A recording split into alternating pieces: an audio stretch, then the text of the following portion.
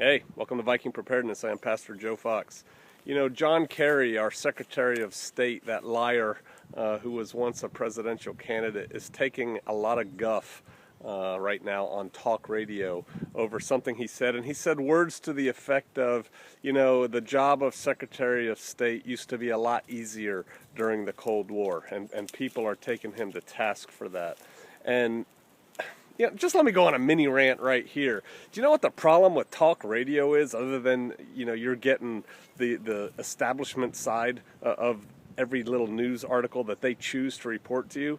Talk radio is totally influenced by Matt Drudge. They all just call up Drudge Report and go down and they just talk about the articles on Drudge Report. All of them do it. Hannity, Beck, Rush, just all of them. And so the only thing that they're ever going to talk about is stuff that Matt Drudge's people put up on his website. So think about that power. Think about what's not on there. You know, I found something the other day because I look at alternative news sources about how our ambassador to India resigned in somewhat disgrace. And so I went and got a picture of that creature, and wow, as soon as I saw her picture, I said, that's the lesbian, that the homosexual that the Indians were talking about when they said, hey, it's against our laws to have homosexual partners and we're going to kick them out of the country too. Well, it was her, and that's why she left. You didn't hear that on Drudge. That wouldn't fit the agenda of people, but I'm off on a tangent already.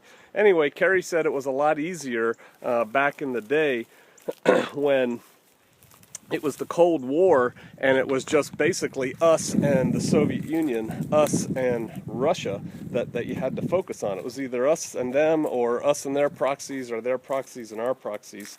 And so that got me thinking. You know, I joined the military. Come out of here, it's a little bit quieter with the wind. I joined the military back in the mid-'80s, and I was an airborne ranger.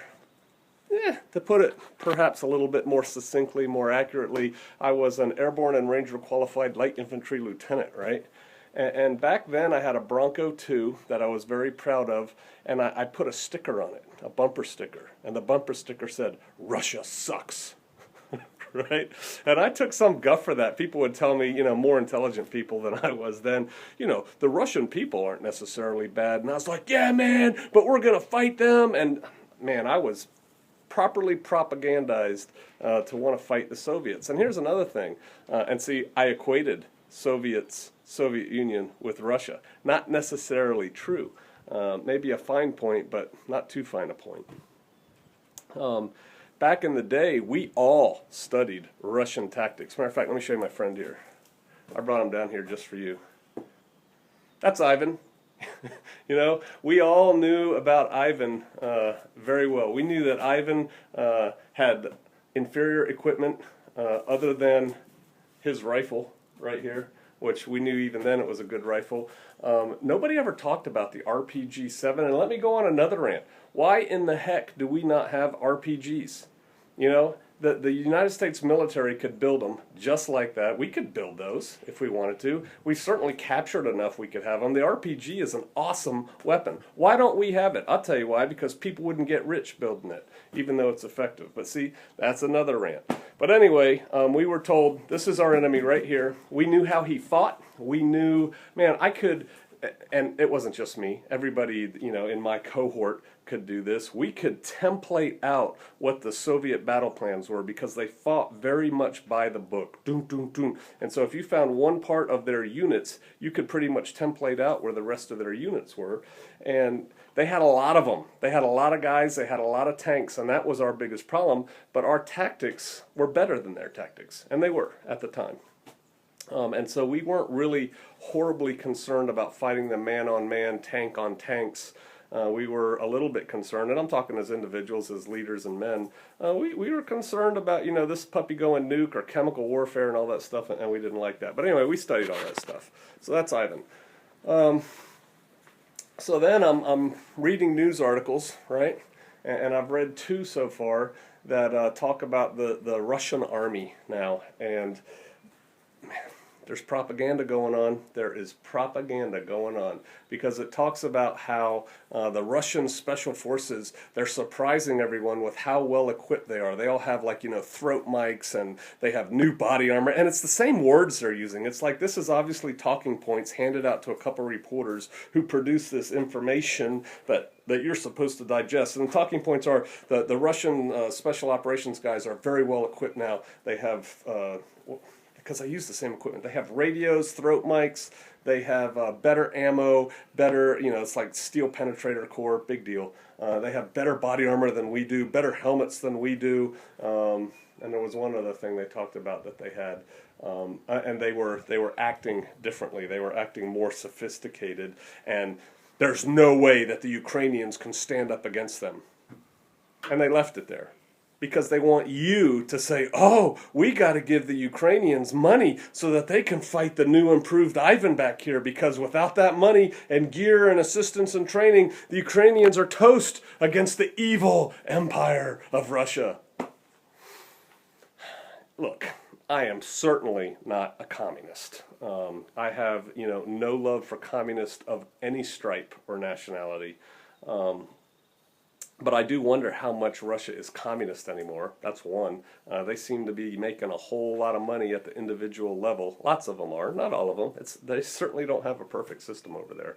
But I don't think they're totally communist anymore. But we're hearing all this noise about Russia and how it's evil and they're in Ukraine and they stole Crimea. They didn't steal Crimea. Their Black Sea Fleet has been based there forever. It's the headquarters of their Black Sea Fleet. And when the duly elected president of Ukraine was kicked out by, mobs of people, then all of a sudden the United States supports the mobs of people.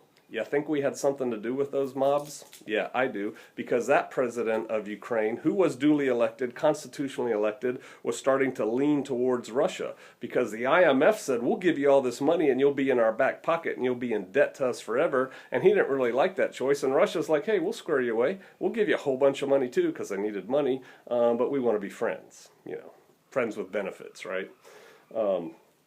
And so he was leaning that way, and we didn't like that, so we got some mobs to kick him out. And then we say, oh, now he's trying to do all this stuff. Well, like I said, the Russians had Crimea forever. It's their Black Sea Fleet headquarters. It's like if somebody told us that, the Chinese are now going to take Diego Garcia, or they're going to take Guam, or something like that. We're not going to let them do that. There's no way. And there's no way the Russians were going to let anybody take Crimea.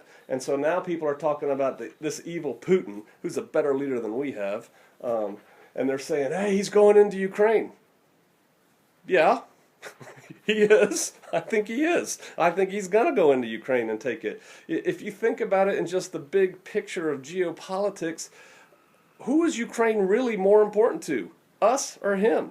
Him? It's on his border. We all want buffer states. You ever play that game Risk? You want buffer states? And here's the other thing. Most of the Ukrainians in East Ukraine and in Crimea want to be part of Russia. They're looking over there at the West and thinking, you know what, I'm not so sure I want to be with that. I kind of like these Russian guys. We want to be Russian. And so do they not have the right of self-determination?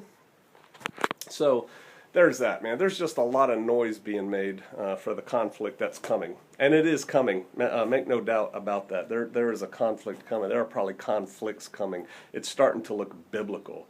But here's what I'm telling you. A couple things.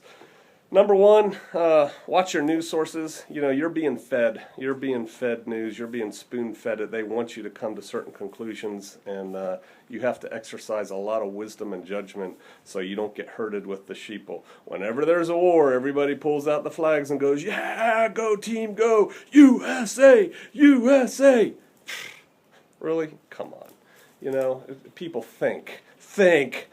I know that's asking a lot for a lot of people. Go to Walmart, go to a football game, wow.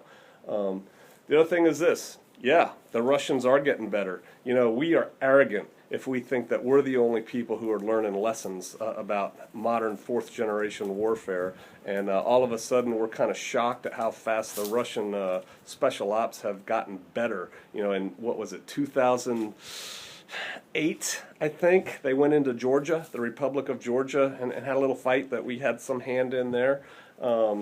didn't do that great. And then now when they went into Ukraine, it's like, wow, they move fast, they move stealthy. We didn't see them coming. They're equipped well, they're moving well. Their orders are different than they used to be. You know, their tactics and doctrine are different and improved in just, you know, a few short years. Yeah.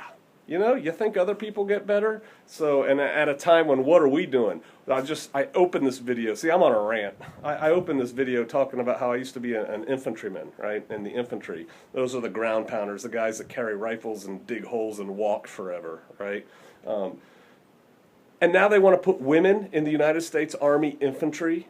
Are you kidding me? Are you kidding me? Do not whine to me about going up against the new and improved Ivan and being so worried about that, and at the same time saying, yeah, we'll let homosexuals, you know, fairy prissy pants and females come into our combat arms, and oh, don't be too hard on the fellas, you know, don't make them work too hard. You're going against a new and improved this, because you are. You know, soldiers don't get a choice of who they fight, right? Soldiers don't pick their battles. The politicians send them. And they're going to be fighting a new and improved Ivan with Sally and Charles, or, you know, I better not say I got a friend named Charles. You know, just make up a name, right? Some prissy guy. And my friend is not prissy. But man, and so we're emasculating our military at the time other militaries are getting better, and then we're stirring for a fight at the same time. Really? Really? Wake up, America. And you know what? Here's another thing. Let me just finish with this. I know I'm on a rant here. There's nothing I can do about it. There's nothing you can do about it. So, you know, I feel a little better because I ranted, and you'll probably read this and rant a little bit. But at the end of your rant, you know, take a breath, which is what I'm going to do. Start looking to you and yours and your circle, however big or small your circle is, and start getting your circle ready. Get ready, because bad times are coming, and nobody's going to come help you. All right, you know, we all trust in the Most High Yah, and He is going to protect us to a degree. But you are supposed to prepare. You are supposed to take steps. Look at Proverbs 6:6. Look at Joseph. Look at Noah. You know, just look at all these people. Look at the foolish virgins and the wise virgins, the ones who had oil and the ones who didn't. You better get yourself squared away, because stuff's fixing to happen, and I think this game's about to start. All right, I'll see you out there.